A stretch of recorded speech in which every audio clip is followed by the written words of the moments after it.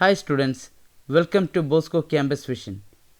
I am Shankar Ganesh, Assistant Professor, Department of Computer Application, Don Bosco College, Kottayam.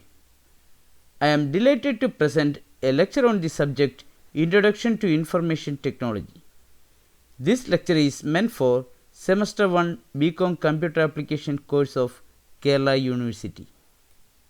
In this lecture, we are going to discuss the mainframe computer. Mainframe refers to the kind of large computer that runs an entire corporation. A mainframe has an enormous storage space on disk and tape and an enormous amount of main memory. Theoretically, it works a lot faster than the fastest personal computer. A mainframe computer is the fastest computer after supercomputer to execute complex and lengthy calculations. A mainframe computer is more powerful than mini and microcomputer but less powerful than supercomputer. A mainframe computer is used in the large organization. A mainframe computer is a combination of memory and many processors. It acts as a central processing unit for many workstations and terminals connected with it. A mainframe computer is used to process the large and huge amount of data in petabytes. It can control thousands of users.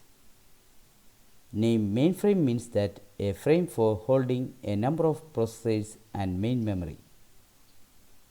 Mainframe computer plays a significant role in e-business, where hundreds to thousands of people connect to a server to precede their request in a real time. Similarly, in banking, government, education system, mainframe computer play a valuable role. Next, we can discuss the history of mainframe computer. Mainframe computer initially created in early 1950s. Initially, the size was too big because of the vacuum tube. But after the invention of transistors, mainframe computer size get reduced. Mainframes serve most often as information stores and processors. An army of smaller computers is connected to the mainframe. These smaller computers are not in the same room, they may be connected through phone lines across the world. IBM manufactured many mainframe computers for commercial, scientific, and engineering use with different serial numbers. IBM manufactured 700 and 7000 series models with the use of vacuum tube and transistors. In 1964, System 360 was manufactured for both commercial and scientific uses. S360 was the first computer to offer microcode.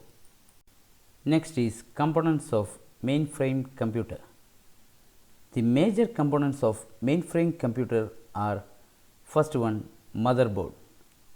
The motherboard of a mainframe computer consists of a printed circuit that allows CPU, RAM, and other hardware components to function together through a concept called bus architecture.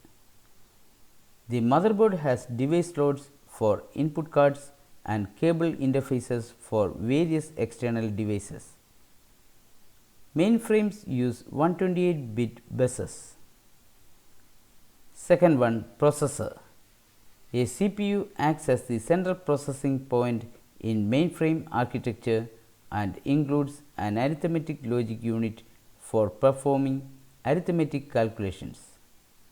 It also works as a controller for the bus architecture and handles traffic and data requests.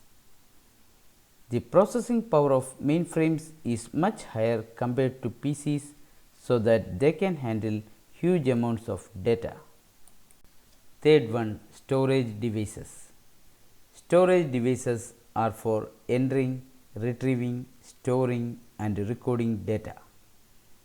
Many are external devices such as hard drives, tape drives, and punch card readers, all connected to terminals of the mainframe and controlled by the CPU.